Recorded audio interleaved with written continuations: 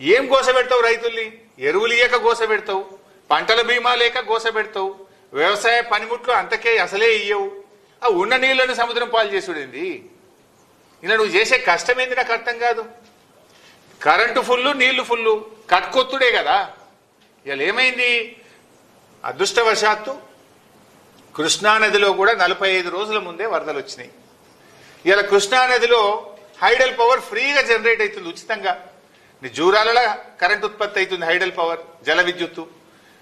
శ్రీశైలంలో ఉత్పత్తి అవుతుంది, సాగర్లో ఉత్పత్తి అవుతుంది, పులిచింతల్లో ఉత్పత్తి అవుతుంది. రోజుకు 42 మిలియన్ యూనిట్లు కరెంటు ఉత్పత్తి అవుతా ఉంది. 42 లక్షల యూనిట్ల కరెంటు ప్రతిరోజు ఉత్పత్తి అవుతా ఉంది.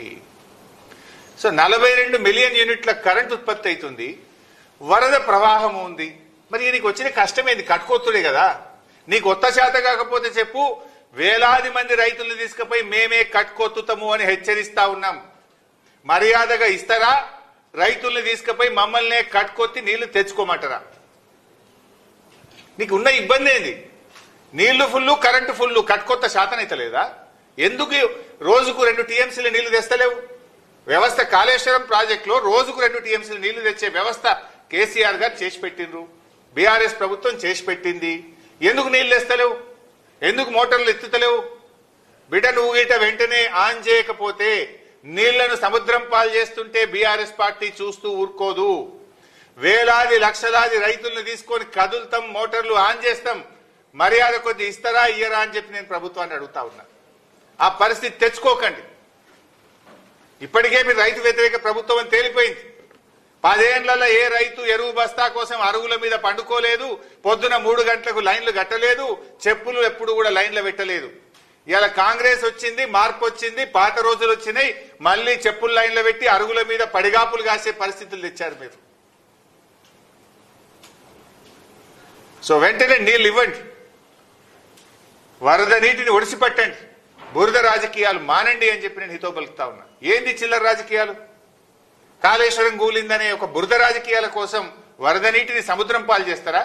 రైతుల పంట పొలాల్లో మారాల్సిన నీళ్లు, యాసంగిలో బ్రహ్మాండమైన పంట పండాలి. మీరు చెప్పే చిల్లర రాజకీయాల కోసం ఇవాళ నీళ్లు వదిలిపెడతా ఉన్నారు.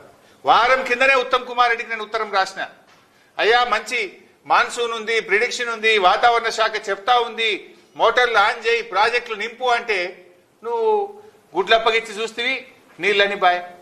ఇంకొక కుట్ర చేస్తుంది ఈరోజు కాళేశ్వరం మీద, మోటార్లు ఆన్ అండ్ ఆఫ్ చేస్తుంది. ఇవేమి ఇంట్లో ఉండే మన 1 HP మోటార్లు కావు కదా ఇవి.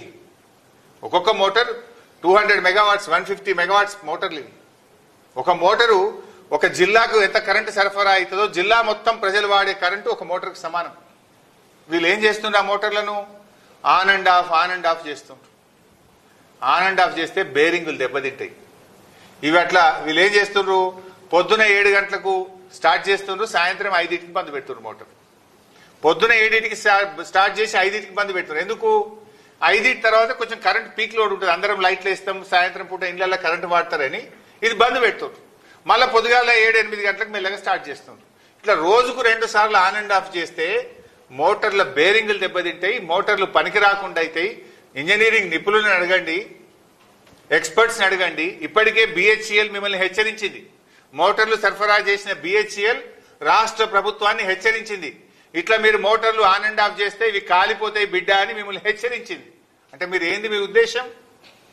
ఊకి ఆన్ అండ్ ఆఫ్ చేసి మోటార్ల బేరింగులు దెబ్బతిని మోటార్లు పనికి రాకుండా అయితే మళ్ళీ బదనాం ఎత్తేయాలని ఒక కుట్ర చేస్తా ఉన్నారు మీరు. BHEL మీకు చెప్పలేదా? మిమ్మల్ని హెచ్చరించలేదా? కాళేశ్వరం మోటార్లు ఎప్పుడైనా సరే ఫుల్ నడపాలి. ఏం చేస్తుంది ఇప్పుడు? నందిమేడారం పంప్ హౌస్లో కానీ, గాయత్రి పంప్ హౌస్లో కానీ ఆన్ అండ్ ఆఫ్ చేస్తుండ్రు. ఓసారి ఉత్తమ్ కుమార్ రెడ్డి రేషన్ కార్డులు వంచడానికి చొప్పదండి పోయిండు. జనం తిరగబడతారు, నీళ్లు ఉన్నాయి, మోటార్లు ఎందుకు ఆన్ చేస్తలేవని పొద్దుగాలు ఆన్ చేసిండ్రు.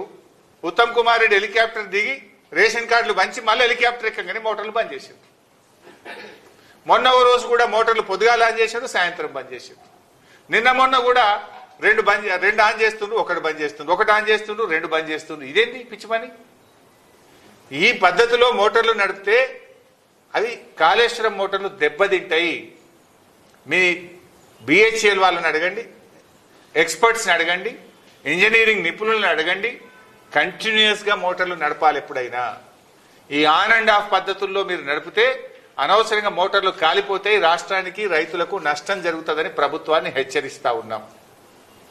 ఇంత అవగాహన లోపంతో నడుపుతున్నారా, కుట్రతో నడుపుతున్నారా, కావాలనే మోటార్లను కాలబెట్టాలని కుట్ర చేస్తున్నారా? ఇప్పటికే మీరు కావాలనే మేడిగడ్డను మరమ్మతు చేస్తలేరు.